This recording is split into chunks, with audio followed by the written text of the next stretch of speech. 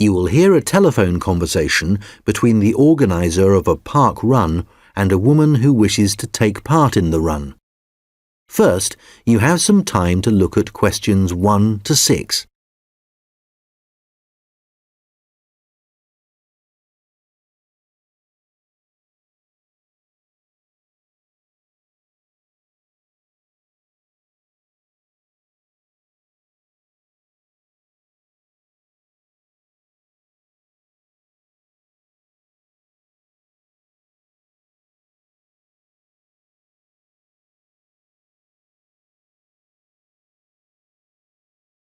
Good morning, Dave Smith speaking.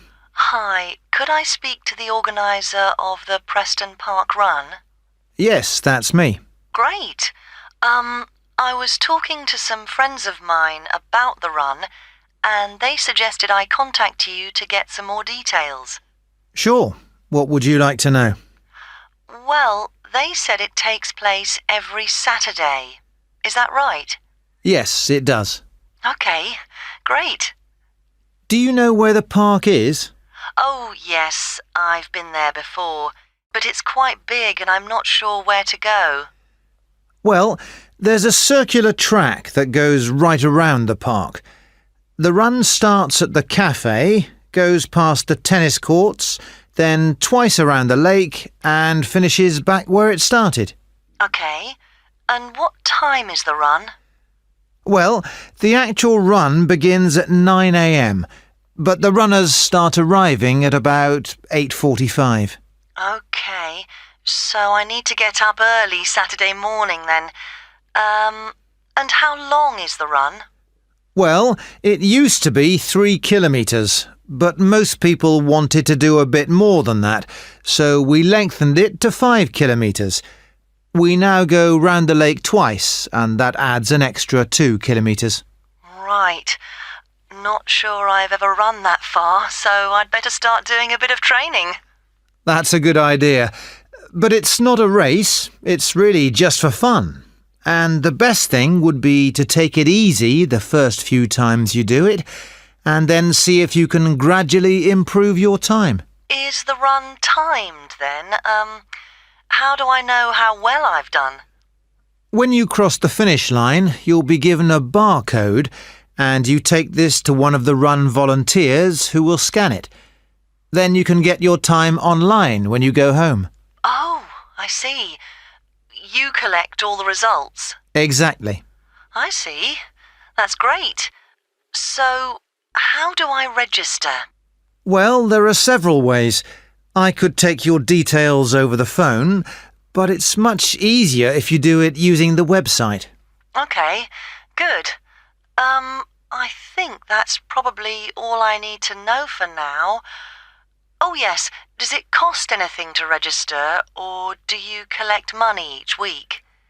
Well, it doesn't cost anything to register, but we do charge for the run. In fact, we have just increased the charge to £1.50.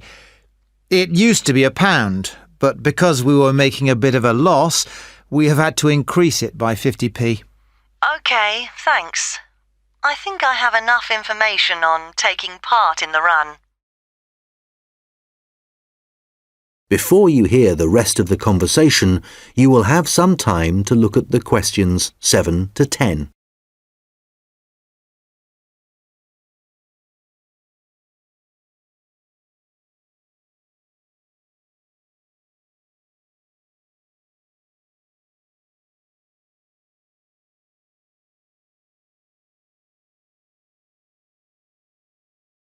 Now listen and answer questions 7 to 10.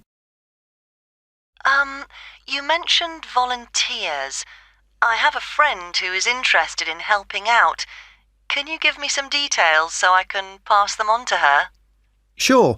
Well, you need to ask your friend to contact Pete Morn. He manages all the volunteers. Okay. I didn't quite catch his surname. Was it Morn? M-O-R-N?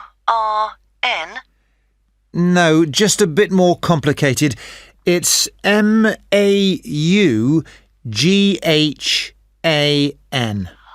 Right, thanks. And could you give me his phone number? Yes, just a moment. It's here somewhere. Let me just find it. I've two numbers for him. I think the one that begins 01273 is an old one. So use this one.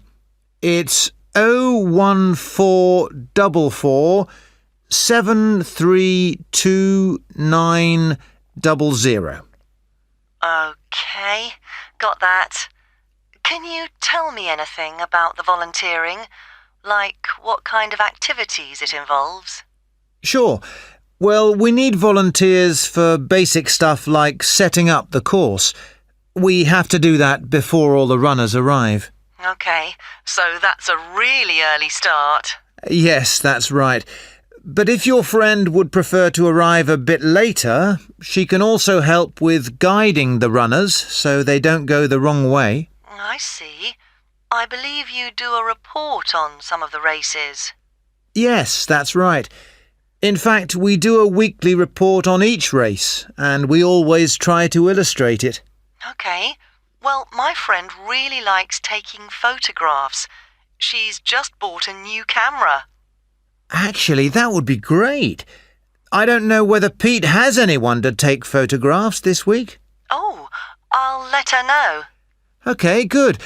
Could you ask your friend to phone Pete and let him know? Yes, I will.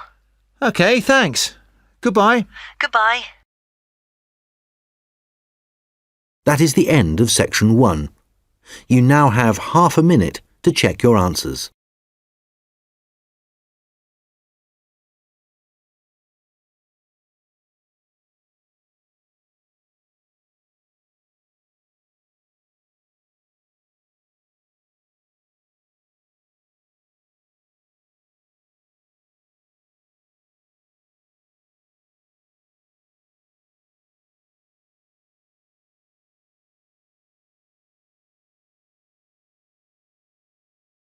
Now turn to section 2. You will hear a recorded message about a bus tour. First, you have some time to look at questions 11 to 14. Thank you for calling the phone line for the Pacton-on-Sea bus tour. This is a recorded message lasting approximately 4 minutes, and it provides general information on the town bus tour. Pacton-on-Sea is a beautiful West Coast town and has attracted tourists for many years. One of the best ways of getting to know the town is to take the bus tour, which provides a wonderful viewing experience from one of our open-top buses. The tour is a round trip of the town, and there are a total of 4 stops where passengers can get on and off the bus. A lot of people start at the first stop, which is at the train station, as this is where many tourists arrive in the town. The next stop after the station is the aquarium, which is famous for its dolphin show, and which has recently expanded to include sharks. This is well worth a visit and is very reasonably priced. Leaving the aquarium, the bus tour goes along the coast road and after a few kilometers comes to the old fishing village, where you can get off to stroll along the waterfront. There are some original buildings here, but most of the area has been modernized and is now used as a harbor for all kinds of sea craft, including yachts and some amazing powerboats. The tour then heads off to the last stop, and this is where most of the shops are. So for those of you keen to do a bit of shopping, this is the place for you. Our advice is to go to this part of the town in the morning when it is relatively quiet. It does get very busy in the afternoons, especially at the height of the season. This area of the town includes an ancient water fountain where many people like to have their photograph taken, so do look out for this. Before you hear the rest of the conversation, you will have some time to look at the questions 15 to 20. Now listen and answer questions 15 to 20. Now, some details of the costs and timings. A family ticket, which includes 2 adults and up to 3 children, costs $30. An adult ticket costs $15. Children under the age of 15 are $5, and student tickets are $10, as long as you have a student card. All tickets are valid for 24 hours, which means that you can get on and off the bus as many times as you like within a 24-hour period. So you could, for example, start the tour in the afternoon and complete it the following morning.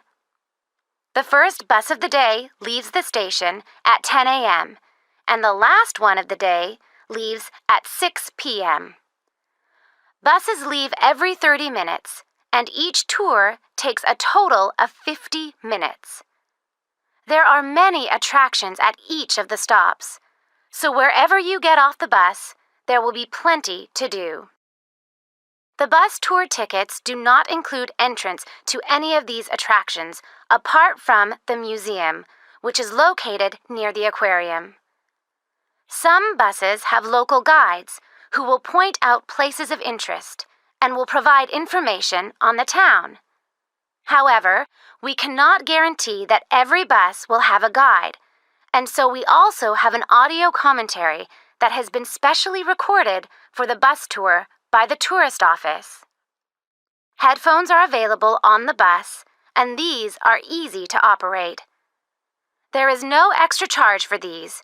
Just plug in, select the required language, and adjust the volume. Due to the winter months being rather cold and wet in Pacton-on-Sea, the bus tours only operate from March to September. The weather is usually warm and sunny during these months, so remember to bring some sun protection, especially on hot days. And of course, it does occasionally rain here in the summer, so if the weather looks bad, remember to bring some rainwear. The bus tours are available no matter what the weather. At the height of the summer, the tours can get very busy, so you are advised to book. You can book tickets online, over the phone, and also at the station, and at any of the other tour stops. When booking over the phone, you can collect your tickets at any of the stops at the start of your tour. When you do it online, you can print your e-ticket, which you must remember to bring with you. Thank you for calling the Pacton-on-Sea phone line, and we look forward to seeing you soon on one of our tour buses. That is the end of section 2. You now have half a minute to check your answers. You will hear 2 students talking about their university studies. First, you have some time to look at questions 21 to 26. Oh, hi, George. How's it going? Hi, Martina. It's going well. How about you? How's university life? Well, it's great. Apart from the studying, of course. Yeah, me too. What are you studying? I seem to remember that you were going to do art. That was your best subject, wasn't it? No, not really. I just liked the teacher. He was French and had an amazing accent. My favourite subject was history, but I couldn't see what career that would give me. Oh, right. So what did you choose? Well, I found it really difficult to decide. I was really good at science, but I must admit, I never really enjoyed studying it. So, in the end, I decided to opt for English, which was my second favourite subject, and I thought it would be more useful to me than studying anything else. So, that's what I'm doing. How are you finding university? Well, it's a bit of a challenge, I suppose. Are you finding it difficult? Well, some of it. I'm doing mechanical engineering, which is really interesting, but it covers quite a lot of areas, like materials science, machine design, physics, and of course mechanics, and they're all fine. But it's maths that I'm struggling with. It's a lot harder than it was at school. I can believe it. It all sounds very difficult to me. But then I never was very good at mechanical things. I suppose it must involve some practical work. Well, not at the moment. Currently, it's nearly all theory, so it's a bit heavy going. I guess you need to start with that so that you can get a grasp of the concepts and learn a few facts before you start putting it into practice. It must be a lot different to the course that I'm taking. Yes, but in a few weeks we'll be having a lot more practical experience. In fact, I've got a great assignment this term working on jet engines, which means I'll be going on a few field trips to a nearby airport. Oh, that's great. It sounds like you're going to be very busy. Yes, I'm not sure how I'm going to cope with the work. We have a lot of lectures, and that's fine. The lecturers are very knowledgeable, and I learn a lot from them. But we also have a lot of seminars, and I find with so many people expressing their views, it can get quite frustrating. It would be better if we didn't have so many of those. Yes, it's the same for me. Now listen and answer questions 27 to 30. How are the students at your place? Well, I haven't really met anyone yet. They all seem a bit quiet. Perhaps they're working hard. They don't appear to be very studious here, but they are very friendly. I must say, I've been doing a lot of sitting around and chatting over the last week or so. Well, that's good. The only person I've spoken to really is my tutor. He's very approachable and seems to understand how difficult it can be starting university. It's good to have someone you can talk to, and he may help you meet other students. Actually, that doesn't bother me. I'm bound to get to know some people sooner or later. It's more a question of finding out what I need to do, where to go, and so on. I hope he can help me with that. Oh, I would have thought so. Well, we certainly have a lot of work ahead of us. It seems like a long time, doesn't it? Studying for 3 years. Yes, it does. But I'm sure it'll go quickly. You know, I'm really dreading the first assessment. Yes. For the course I'm doing, we have to hand our first one in at the end of next month. Really? So, have you got the topic yet? No, but we'll get it soon. I'm not sure how much we have to write yet. Not too much, I hope. I know what you mean. And it's hard to study, especially where I am now. Oh, where are you living? I'm living in a hall of residence. I thought that would be a good idea, as there'd be a lot of people around, but I'm finding it a bit noisy. I can see that I'm going to have problems when I really need to get down to some work. So, I guess you need to be somewhere on your own then? Yes. Well, I do like to have some people around me, so I'd prefer to live with a family somewhere, in a house not too far from the university. Well, good luck with that. Yes, thanks. And good luck to you as well. Oh, I have to dash now. I've another lecture in 10 minutes. Bye for now. Bye. That is the end of section 3. You now have half a minute to check your answers. Now turn to section 4. You will hear someone talking about creating a presentation. First, you have some time to look at questions 31 to 40.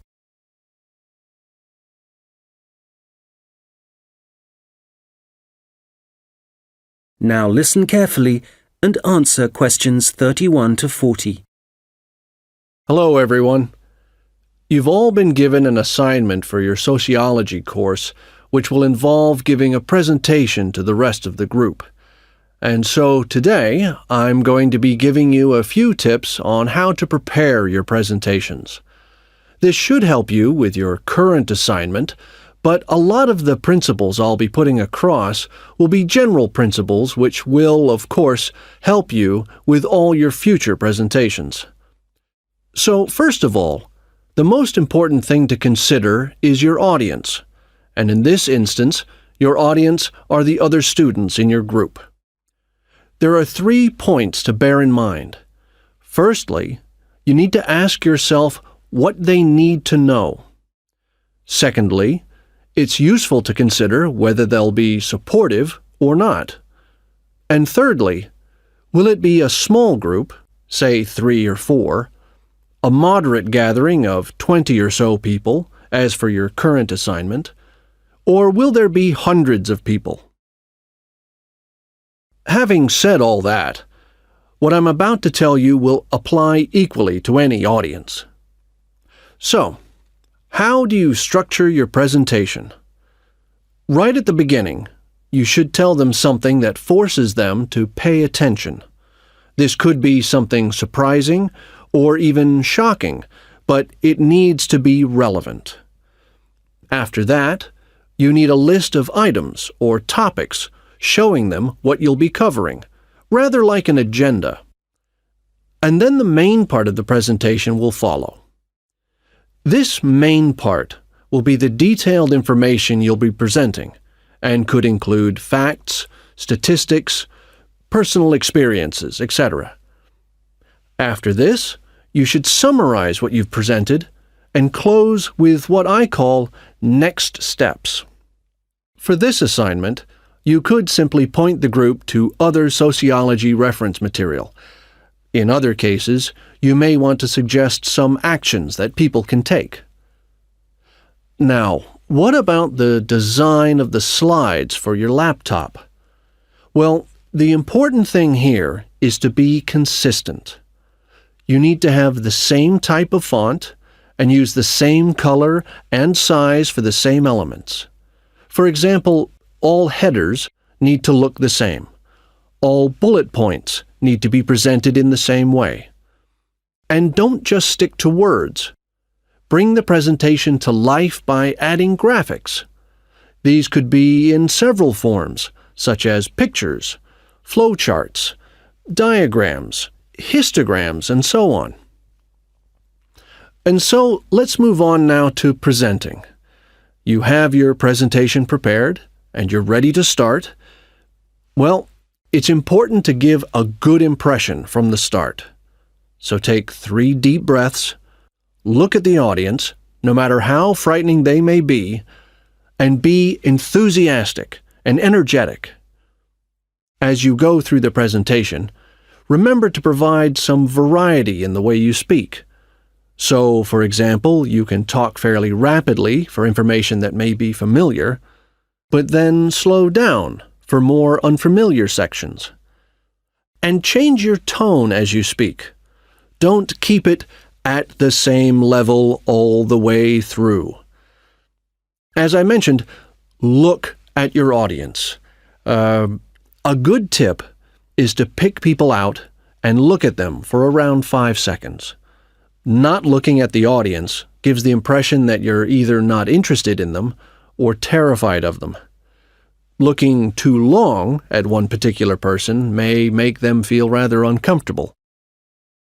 There may be points in your presentation that you want your audience to really absorb, and in order to make important points stand out, you may consider adding silence right after these. It will give people time to reflect on what you've just said. Also, you may be presenting complicated ideas or technical details, but try to keep everything as simple as possible. Use simple words and as few as possible. And be clear. If you say something like, "This appears to be," it implies uncertainty. So using weak verbs such as appears, seems, could be, etc., needs to be avoided. I'll just finish off with a few thoughts on questions and interruptions from the audience. You may choose to invite questions from the audience as you go, or ask them to wait until the end. Either way, questions should be encouraged, as it provides you with some feedback on how interested the audience is and how well they're understanding you. When a question is asked, you need to provide an answer that is as accurate as possible. So, initially, my tip is to repeat it. This will ensure you have heard it correctly and will give you a few seconds to gather your thoughts. Interruptions, on the other hand, can be unwelcome, and you may get them for a variety of reasons. It's likely, however, that there's something in your presentation that's unclear or confusing. So my advice is to reduce problems by reading through your presentation beforehand and predicting potential points which could cause interruptions. You may then want to change that part of your presentation, or at least you'll be prepared if someone does interrupt you. Now, do you have any questions?